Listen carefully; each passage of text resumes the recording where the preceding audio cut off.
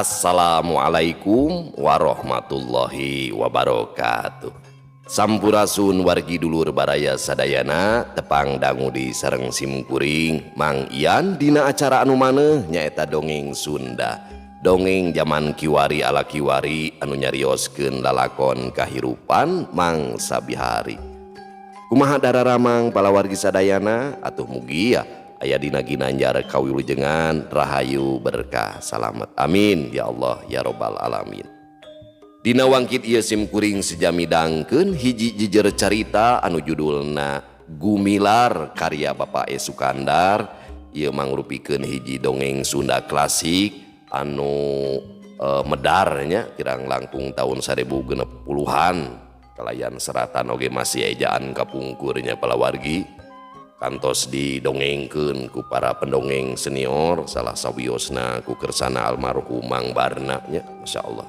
Kirang langkung tahun 1880-an dugikeun ka 1885 nya upami telepat mah nalika simkuring harita teh masih SD nya. Sehingga ieu teh janten hiji naon teh katineng kamangsa kapengker pala wargi asa kagagas kitu nya ngupingkeun ieu dongeng. Atuh ayeuna simkuring nyandakeun ieu dongeng di tahun 2024 versi ayeuna we nya versi simkuring ugi wae sing tiasa ngahibur tiasa janten rencang dina satiap aktivitas pala wargi sadayana nya anu nuju di bumina bari masak bari sadamel-damel di bumi oge nuju di perjalananana bari nyupiran nya oge di mana wae di padamelan di kantor pokona mah kadulur-dulur nu aya di lemur baraya anu aya di kota mugia sing janten landong katineng urang kamangsa katukang. Ieu dongeng oge tiasa dikupingkeun dina radionya insyaallah. Kumaha carita anu salajengna dina ieu lalakon Gumilar ulah ka mana-mana tetep di channel Kisah Tanah Sunda. Namung sata acana dilajeng kade ulah hilap anu teu acan subscribe mangga di subscribe heula supados tiasa kenging notifikasi kanggo jejer carita anu salajengna oge anu paranto subscribe simkuring ngahaturkeun rebu nuhun laksa ketika bingahan mugia nya sing janten hiburan di zaman kiwari oge ulah hilap di like di komen supados aya interaksi di antawis urang sadayana sareng di share dibagikeun atuh mugia wasilah pala wargi nu kersa nge-share ieu dongeng Sunda khususna di zaman kiwari tiasa nanjeur deui amin.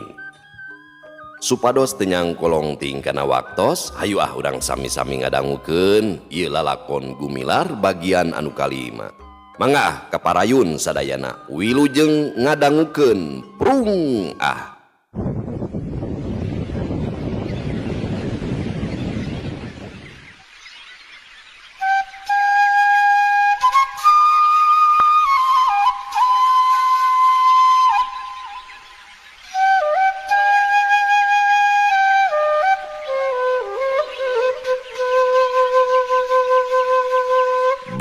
si begu teh balik deui nyuruntul ka manehna.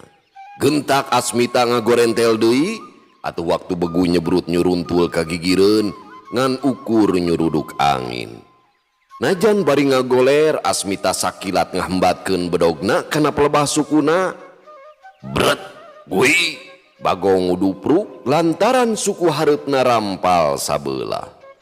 Porengkal Asmita hudang habak bedogna dipake ngahancap punduk Bagong anu saterusna gejos kekemplongna dirojok ku congo bedog. Atuh Bagong tengan ukur bisa guguikan bari gulang-guling anu tungtung namah ngeleper sorana beki leungit les bae jempe paeh bari baloboran mandi getih. Geus ngadua kalian oge di tempat ieu pisan aing meh-mehan cilaka ceuk Asmita ngagerentes dina jero hatena. Naon araheunana atuh begu mah anasina waktu maehan si belang aing meunang si hungna jeung kulitna. Pamiarsa sadayana kayaan poe harita teh geus mimiti reup-reupan sanggeus ngabersihan bedogna ku taneuh sarta diulas-ulas kana dangdaunan. Asmita ngadekan kai terus bae dipake nyungkal bugang begu. Pangke Bagong maksad nama pamiarsa digulitik-gulitikeun digubragkeun kana gawir gubragna eta bugang bagong teh jadi parab jungkrang. Sapeting eta manehna teu nyieun durukan ngarengkol we dina saungna ngagojo disimut sarung ngareureuhkeun ka cape. Tina hal gelut jeung bagong mah saurang oge taya nu nyahoeun lantaran Asmita ngajejempe maneh. Pamajikanana oge teu dibejaan, malah kasobatna oge nyaeta Unan teu dibejaan. Sanyana bisi ngagempeurkeun di cara bareto, heg bae ka emper-emper ka juragan bos atawa mantri bos wesem. Angkaning manehna mah ngareng teh sasatna mah tanpa izin. Susulumputan da puguh glatingna kacida gedena. Diitung-itung mah meuli surat pasna leuwih ti satengahna bebeunangan. Mangkaning juragan bos teh culametan kudu bae eta teh dikirim satanggungan mah mupunduhan eta ge lain meuli.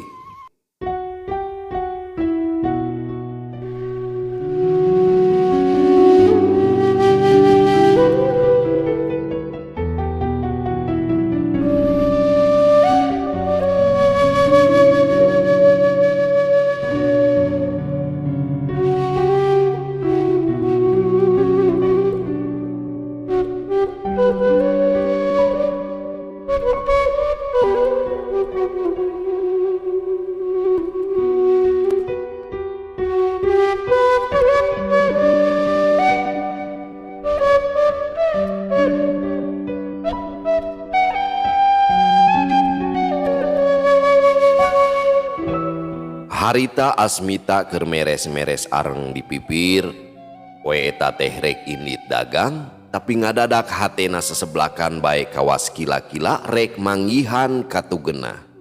Curiga teh sok sieun anakna cilaka, mangkaning bangor pisan sok luar leor sorangan. Kadang memang sok itu geningan hatemanya pamiarsa, sok aya kila-kila mun rek menang musibah teh gitu. Sok aya hiji hal gerentes hate gitu, manog mayong teh ama atawa sagala rupa teh. Kade sih sing tulaten ngajaga si Uum bisi ulin ka gawir. Memeh indi teh Asmita papatah heula ka pamajikanana. Moal atuh Kang, ulin ka dinya teh lamun nutur-nutur nu galede. Hega tuh akang rek indit omatnya sih ulah samewara di imah teh. Nya moal Kang, kade eta minyak lantung meuli deui nya. Eta we deui peuyeum sampe jeung kurupuk gelung nu ditiiran. Mun mangih mah sakalian meuli kue hoo keur si Uung. Nya ge urang meuli. Hayu atuh mengpeung isu keneh. Walon Asmita bari rigidig nanggung tanggungan areng ngabengkot mudun ka lebak.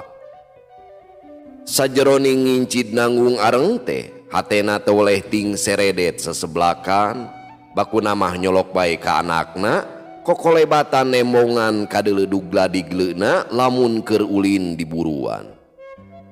Kadenge jejerewetan mun keur diheureuyan ku nu galede, kadenge seurina nyeleukeut harus mun keur dieleg ku indungna. Ah pokona mah matak deung deuleueun jeung dedengeun kawantu budak keur cooeun. Aya rasa rek balik deui Asmita teh tina ku ngarasa melang sieuneun si Uum kumaonam, da ieu hate rarasaan teh teu ngareunah pisan, tapi dipikir deui geus kagok asong ongkoh rada regreg meueusan, pedah basa rek ini tadi papatah heula ka Nyi Esi, piraku sugan make joledar ngajaga budak da manehanana oge nyaheunana kanu jadi budak teh sarua bae teu beda. Dipake ngalamun mah teu karasa leumpang teh geus jauh pisan, kampung seda hurip geus kaliwat, kumanehna teu kabireungeuh aya dua jelema nu ti barang mudun oge ti Cicapar maranehanana ku kuliwedan nuturkeun Asmita ti kaanggangan. Nepi ka kampung Sokol, eta dua jelema teh mengkol ngenca tinggal dig satengah lalumpatan, sedengkeun Asmita terus noyod ka nangka pait. Hayang gerak ngajual arengna sarta moalila rek terus balik deui dume hatena ngarasa melang kuno ditinggalkeun. Babakuna mah kagumilar buah ati kembang hate panyilekan inung bapak berang peting tewoleh di dama-dama. Mun ayeuna kebeneran aya wahon nu nyiar areng, ngarah teu capek rek ditawarkeun we. Cek gerentes hatena bari ngungkug. Nepi ka nangka pait, cag tanggunganana ditunda bari nyusutan kesang ku sarung tadi dibebeurkeun. Asmita luak dieuk sugan aya wahon nu biasa nyiar areng, tapi harita mah sepi, aya oge mobil-mobil taksi sigana mah ngabagug hareupeun sisi toko si babah gondok. Rek dibawa ke Cihuni, cek gerentesna bari rigidig ditanggung deui. Kakarek oge rek ngalengkahkeun suku ditukangeun aya nu nepakana tonggongna. Ari direret horeng dua jelema nu boh wandana boh pakeanana geus matak nimbulkeun ka paur. Kumisna ngajedig baplang sangadulang, nu saurang di kampret hideung, anu saurang deui di kawas belang-belang badag, calana tinggal lober pangsi hideung.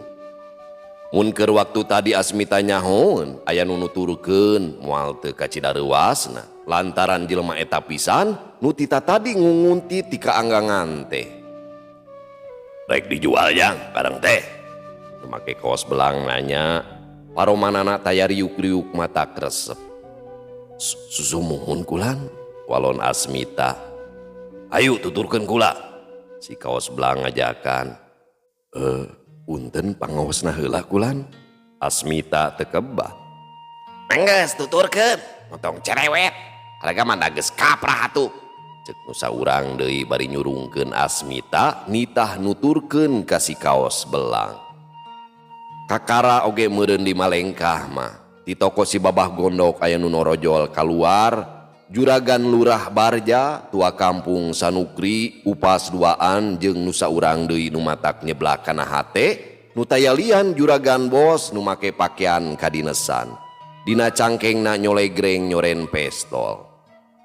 Asmita ngadadak ngagero sarta maksudna mah rek balik deui lantaran sieun dipariksa ku juragan bos. Tapi si kampret hideung nu geus urti kana cingeusna Asmita, manehna nyurungkeun ti tukang bari pokna. Ayo jang, terus. Kapan eta juragan bos nu dek meuli areng teh. Ana seblak teh Asmita lain deui ruasna barang ngadenge caritaan si kampret hideung kitu teh. Geus teu gue dina hatena yen dirina rek disebakeun. Teu anta parah deui, gubrag tanggunganana digubragkeun. Seak, berengbeng bae manehna lumpat ti babaranting mengkol ka jalan jajahan anu brasna kalemburna. Pegat euy, pegat. Juragan bos ngagorowok bari ngudag dituturkeun ku juragan lurah katut upas nu duaan. Sedengkeun si Usin jeung si Warma nyaeta dua jalma nu di kawas belang jeung di kampret hideung teh geus ti heula ngabrik Asmita. Memang ayana juragan bos di dinya teh ngahaja rek nangkep Asmita lantaran manehna geus dilaporkeun ku juragan lurah jeung ku si babah gondok yen Asmita sok ngalakukeun ngareng ditonggoheun kampung Cicapar. Jadi baheula mah tukang areng ge pajakna galalede pamiarsanya kabayang susah. Asmita nu memang dina dirina geus dilimpudan ku kasieun teu malire ka si Usin jeung ka si Warma nu gogorowokan nitah eureun. Manehna kebat mangpret lumpat tapi sajeroning lumpat teh teu wudu hatena mah bingung kudu ka mana nyanyungsi da upama manehna ka imahna katangkep mah teu burung atuh.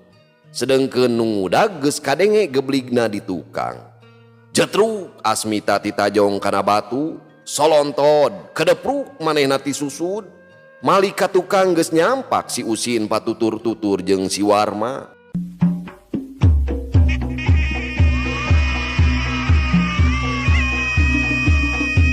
Sea gabrug bae si Usin ngagabrug ka Asmita.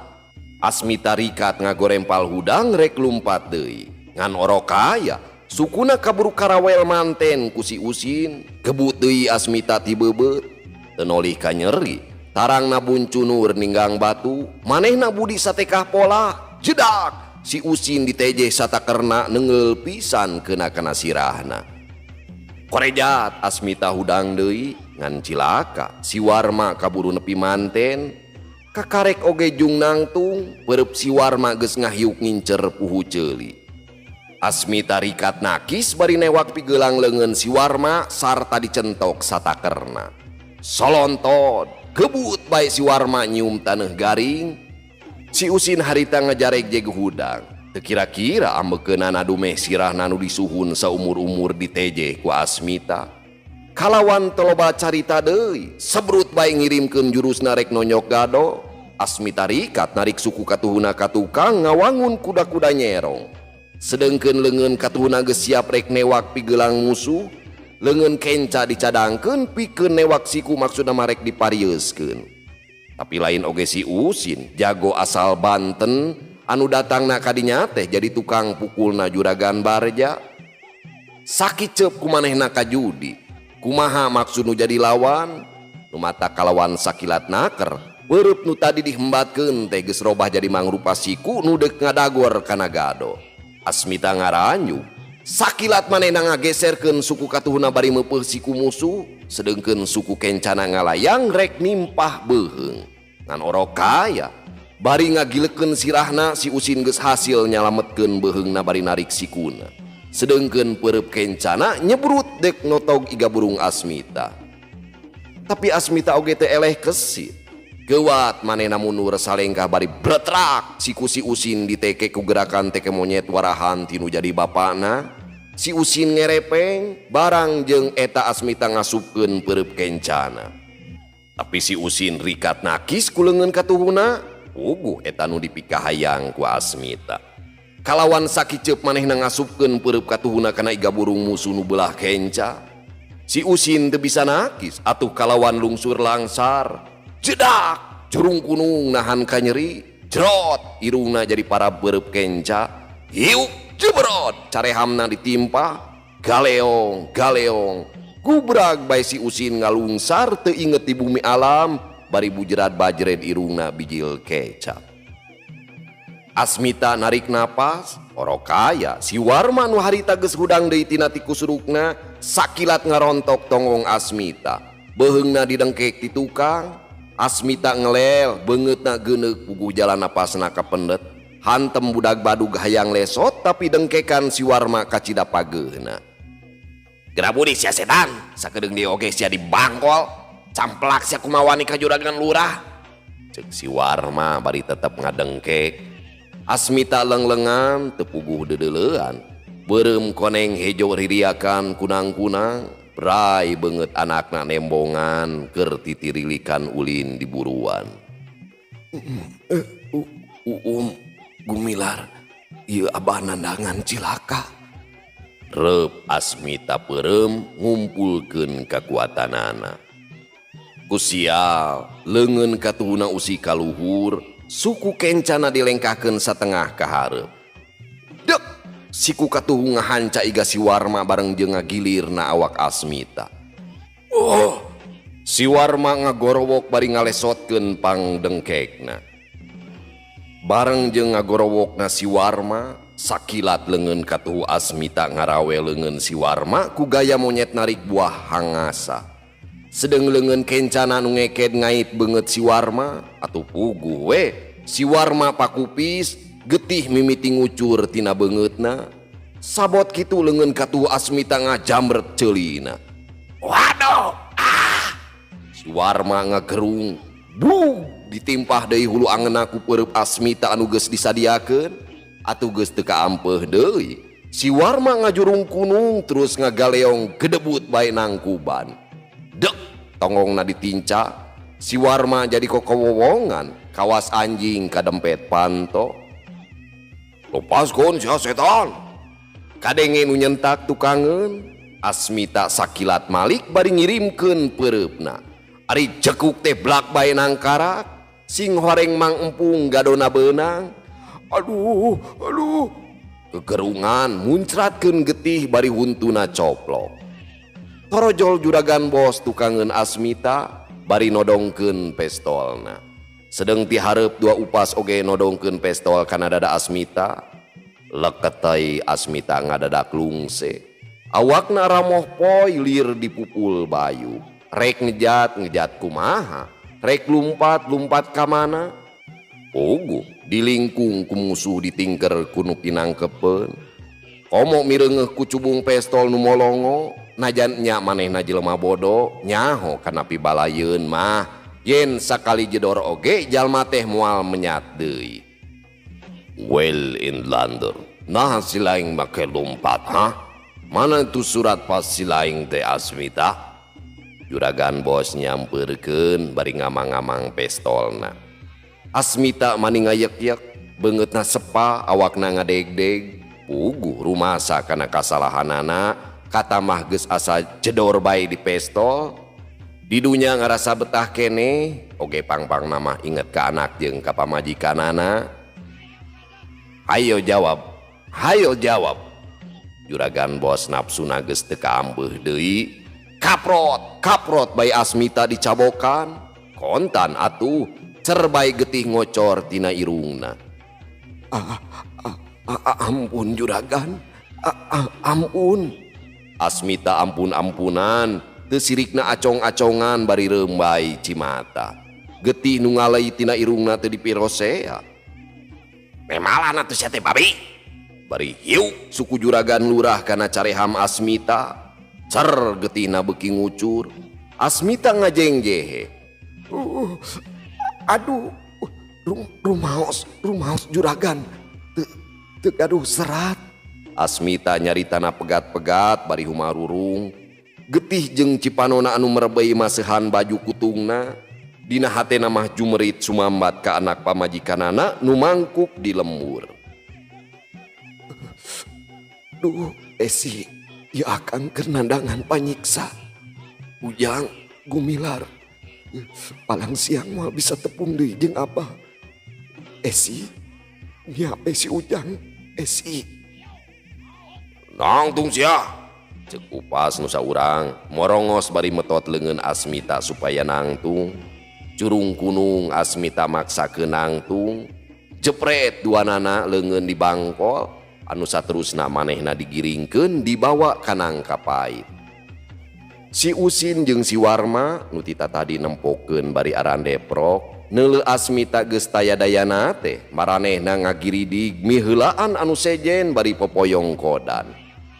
Teu anta parah deui ngan habek bae ngahujanan ku paneungeul. Solontod Asmita deuk labu. Habek deui diteungeul pundukna ku si Warma, dibagong mogokeun nepikeun ka Namru teu walakaya. Keur kitu norojol si Babah Gondok. Nempo Asmita keur ngajoprak, serengeh manehna seuri. Kuncung nyampeurkeun pok manehna ngomong. Hahaha. Hayya, teu wulung sia teu katangkep. Ayeuna mah Asmita. Anu mata sia ulah-ulah kumawani ka pamalentah. Ayeuna sia wakal diwui sampai ka mati. Hehehe. Lasakeun sia tulunan olang jaha. Bapa sia jaha, sia oge jaha. Cuah. Bari kecrot bae si Babah Gondok ngiduhan kana beungeut Asmita. Ti dituna mah males ka nyeri meureun dumeh ti heula manehna kungsi diragragkeun. Asmita peureum bari cipanon mah teu weleh murubut. Najan sareatna mah manehna geus teu walakaya, tapi dina jero dadana mah sahanu nyaho nyongkab ngagedur nguntab-nguntab ka musuh-musuhna. Jadi lautan seuneu amarah nu moal bisa pareum satungtung musuh-musuhna tacan geheng genghek ngajadi lebu.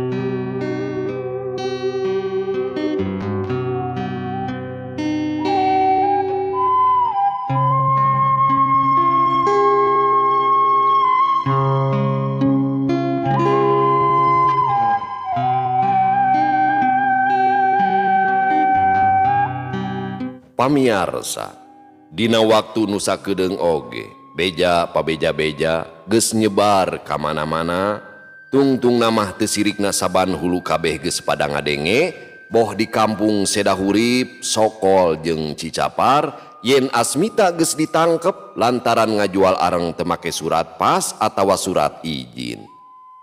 Malah cenah kayaan Asmita waktu digiringkeun teh geus ka Cidaruksakna lantaran waktu rek ditangkep teh ngalawan heula.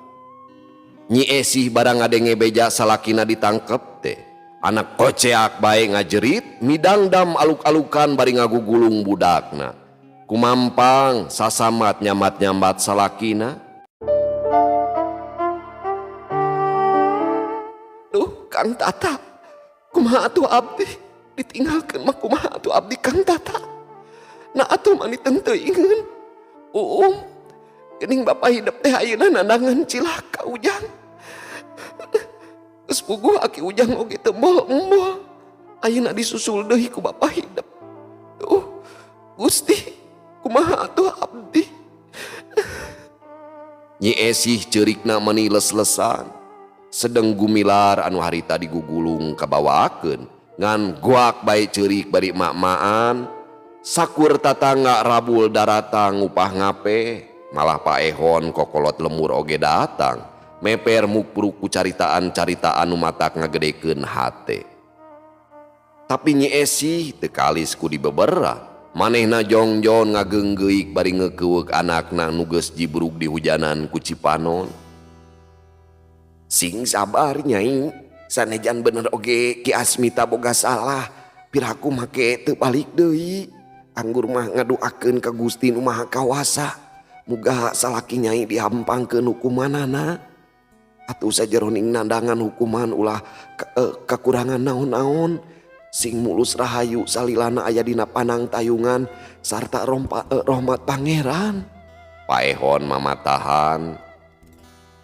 Duh Bapa, abdi masuk sieun sapertos abahna. Akina si Ujang.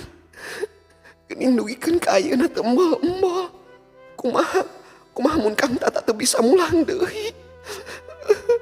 Kesaha abdi kedah nitipkeun diri ka dua anak. Abdi teh tos nunggelis Bapa. Ukur kadua anak teu aya deui tuturkeun. Kumilar anaki, kumelar kadunya teh pinuh ku nyeri jeung kapeurih. Dunya teh geuning mahal keur urang mah. Nyi Esih nyaritana pegat-pegat bari ceuri ka nyerian. Ari ras mikirkeun salakina, hatena hancur. Ulah-ulah bakal ngarandapan sangsara. Piraku atuh Nyai da meureun Ki Asmita teh dipariksa heula moal jol-jol dihukum kitu bae. Ceuk pangrasa Bapa mah moal sakumaha beratna. Paehon ngagedean hate Nyi Esih. Eta we Bapa, saur nyarita mah disiksa heula. Duh Kang Tata, mun nya teh dikakayakeun teuingeun.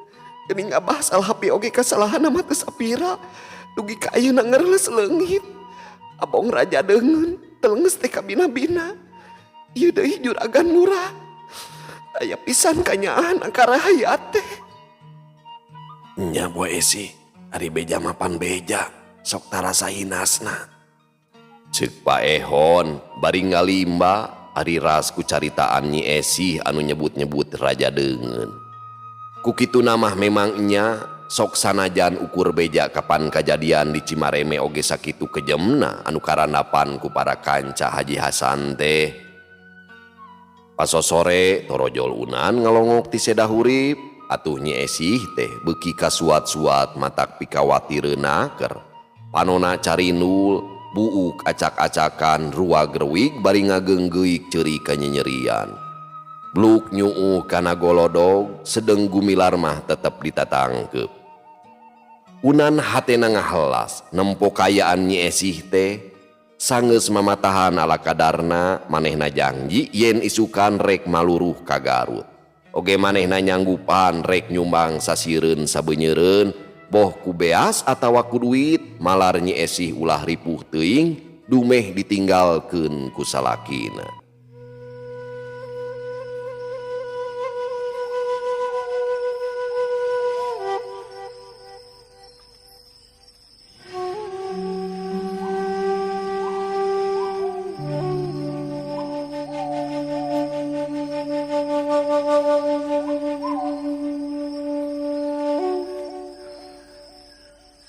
Repeting kayaan peting teh rehe comrek, iwal ti sora marga satwa nu biasa liar ti peting.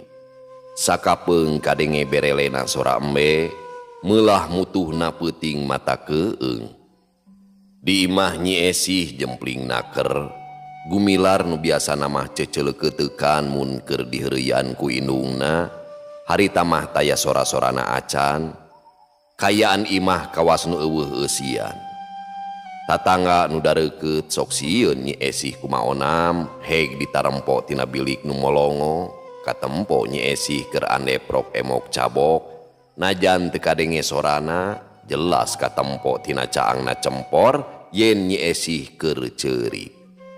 Beungeutna baseuh cipru ku cimata nu ting borela ka caangan, gigireunana gumilar keur ngagebra. Budak nu can boga pikiran naon-naon, mireungeuh indungna hujan cipanon teh kalah kah tibra. Geus karuhan Nyi Esih aya sarta teu matak pika salempangeun, leos bae nu ngarintip teh balik deui ka imah-imahna bari mawa hate anu ngarakacak. Ngahlas ari ras mikiran nasib Nyi Esih anu ditinggalkeun ku salakina anu boa jeung kumaha nasibna. Peuting eta geus jempling. Pangeusi lemur geus pada ngagebra ngareureuhkeun ka cape balas digawe ti beurang, ting porongkol disimut samping, ugu angin sakitu ngagelebugna asup tina sela-sela liang bilik salancar. Tapi pikeun anu geus biasa mah teu matak jadi gangguan, angin-angin ngagelebug heuai mah tetep merelek anu antukna guher deui sare, meniti bra dipepene ku jemplingna peuting. Juring kang aya nu sasalingkeran malibir katukangeun imah Nyi Esih, sanajan harita keur poek bulan tapi da puguh bentang-bentang mah baranang ting karetip ting kariceup di luhur langit. Teu burung sok sanajan ukur remeng-remeng jelas ka tembong ting juring kangna. Lobana tiluan tuluy ting gilisir kana bilik naroong ka jero imah, nu damar cemporna masih keneh tembong ti luar ngagateng hurung. Sepi euy. Kebeneran urang ngarasup we ketrok pantona lalaunan, ceuk nu saurang. Kojeng kang nu duaan muru panto ati-ati pisan. Trok nu saurang ngetrokan panto lalaunan, tapi ku Nyi Esih mah kadenge atranaker. Saha? Nyi Esih hatena tugteg, ulah-ulah nu datang teh salakina. Akang tipi warang jang Asmita, tembalna.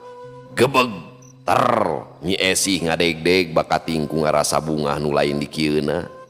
Eukeur mah tita tadi oge manehna teh ngajentul mikiran salakina, ari ieu nu datang ngakukeun titahanana. Geus teu panjang mikir deui, sumawona make boga hate timbur goreng mah, gancang manehna muka panto, brai dibuka, bus eta jelema teh asup ka jero. Kukupingan teh dipiwarang ku Kang Tata. Na di mana atuh salaki abdi teh? Nyi Esih bangun teu sabar, beungeutna geus mimiti tembong marah mai. Cipanon nu tadi ngagarendang keneh disusutan ku pangais anakna. Ulah tarik-tarik teuing bisi aya nu ngadengeun. Maklum salaki Nyai ayeuna jadi buronan, ceuk nu saurang bari ngantelkeun curug kana biwirna. Nya atuh di mana atuh bapak budak teh? Itu di jalan Ngadagoan. Hayang panggih cenah ayeuna jeung Nyai gerayu karunya tita tadi Ngadagoan.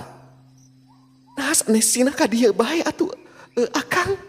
Nyi Esih mimiti boga rasa nu lain-lain. Dumeh ngarasa kaget bet salakina teu daekeun datang sorangan malah tunda talata. Ih, lain oge kabur atuh ari Nyai. Maklum jelema teh teu bener kabeh. Kumake mun aya nu nganyawankeun mata kilaka. Tembal nu saurang deui. Pamirsa sadayana, kasurung ku rasa sono geus kumejot hayang geragok panggih. Nyi Esih geus teu panjang mikir deui, gancang bae nya tujuan bari gap budak nu keur sare teh di ais. Har, nabet make mawa budak sagala Nyai. Angin atuh, usa urang ngahulag. Nyari parantos di sareng saha atuh sauyos da moal naon komo upami dikantunkeun engke ceurik ngujurudkeun sarerea. Dijawab kitu teh aya nu nyarita tanda satuju. Kojengkang kalaluar dituturkeun ku Nyi Esih bari ngais budak ku kuli wedan ti luar patutur-tutur. Nyi Esih ayeuna mah nu ti heula leumpangna. Di mana Akang mun lanceuk teh? Nyi Esih nanya sanggeus rada anggang ti lemburna. Teras ka Lebak Nyai, ceuk nu saurang nembalan. Atuh meni jauh-jauh teuing. Ih, caket atuh ka lembur mah bisi aya nu nangenan. Tuh, dina pudunan itu tuh mengkol ka Lebak katuhu di saung kebon ngadagoana teh. Anu saurang nuduhkeun lebah-lebahna. Tapi ku Nyi Esih teu kadeuleu lebah-lebahna da puguh poe. Sacaangna oge ku sinar bentang. Nyi Esih teu barang tanya deui, manehna terus leumpang. Barang manehna ngarasa yen jalan beuki mudun, di tukang aya nu noel dititah mengkol ka jero kebon, Nyi Esih nurut. Ayeuna manehna di tengah pairing-iring ku kurubutan di jero kebon.